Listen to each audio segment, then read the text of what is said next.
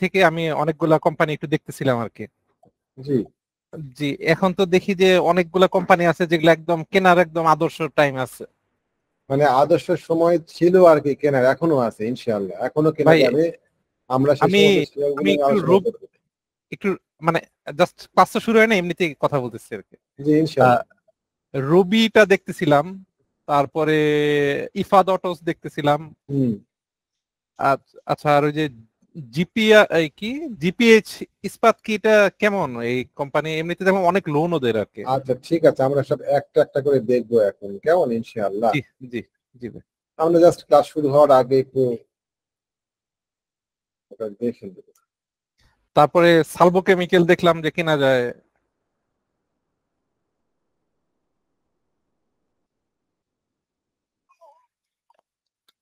Salvo chemical আমি নিজেও দেখছি ওটা কেনা যায়। কেমন? তো চলেন আমরা প্রথমে কি দেখবো, বলেন ইমান ভাই, ফার্স্ট কোনটা? সালভো। জি ভাই, সালভো দেখা। জি আসসালামু আলাইকুম। ওয়ালাইকুম আসসালাম নূর ভাই। জি ভালো আছেন? আছি আলহামদুলিল্লাহ। সালভো কেমিক্যাল, সালভো কেমিক্যালটা আসলেই এটা মনে হয় একটু রিটেস্টে আসছে এখন মনে হয়। সালভো কেমিক্যালটা আসলেই খুব সুন্দর জায়গায় আসছে। আমরা সালভো কেমিক্যালের ক্ষেত্রে দুইটা ভাবে বাই করতে পারি। এক, আমরা এইটা পার হওয়ার পর এটা একটা জোন সম্ভবত, কেমন এইটা। জি ভাই। তো এইটা পার হওয়ার পরে আমি মনে করি কেউ একজন আসছে, নিয়ে আসছেন।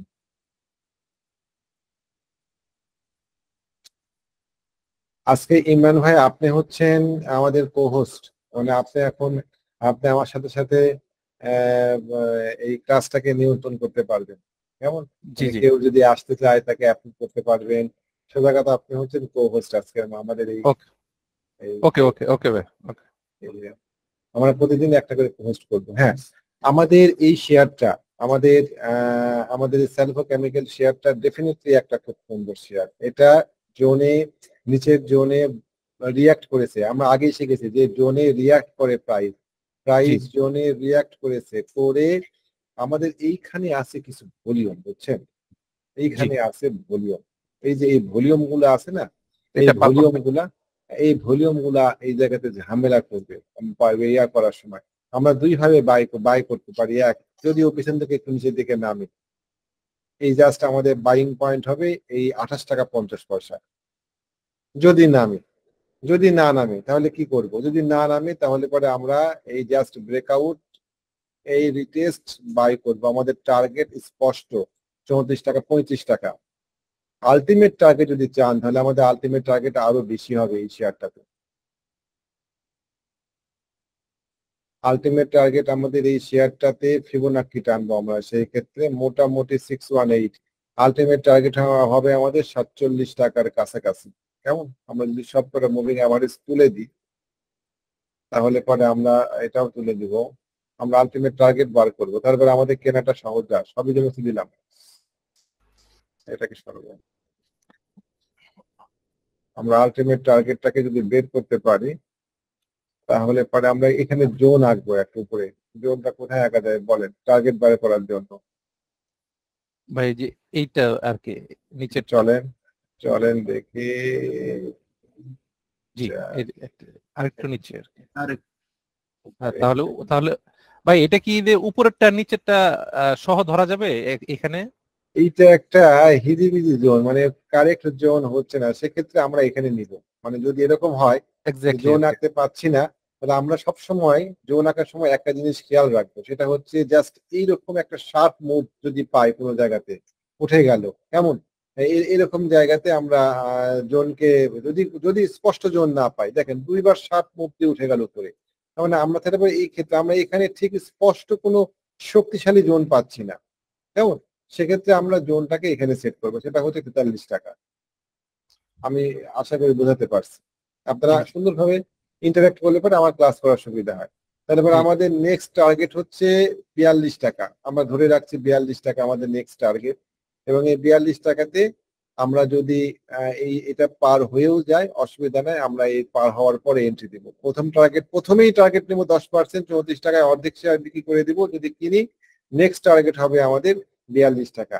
আপনি যে স্যালভো কেমিক্যাল দিলেন না, স্যালভো কেমিক্যালটা আমার লিস্টে ছিল আজকে, মানে আমার। আচ্ছা, আর ইমরান ভাই আর কি কি শেয়ার বললেন, আর একটু বলেন আপনি শেয়ারগুলো ভাই দেখে নিন। মানে আমি যে কয়েকটা দেখছি আর কি, সেটা হচ্ছে আরডি ফুড দেখছিলাম, আরডি তারপর ফুড, আরডি ফুড আমার লিস্টে ছিল।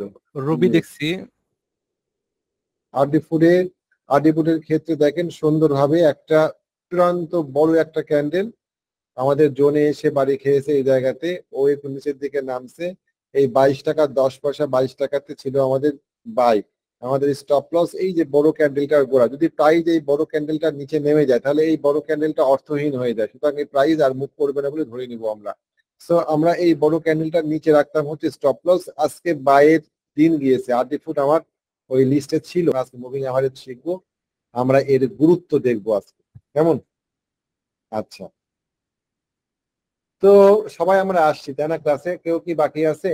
আমরা কিন্তু কথা বলবো, আমরা একটা কাজ করি, আমাদের মধ্যে বন্ডিং দরকার। আমরা এই ক্লাস শেষ হয়ে যাবে আমাদের, আর 4-5টা ক্লাস পরে আমরা একে অপরকে যদি না চিনতে পারি তাহলে পরবর্তী পর্যায়ে আমাদের মধ্যে বন্ডিং হবে না।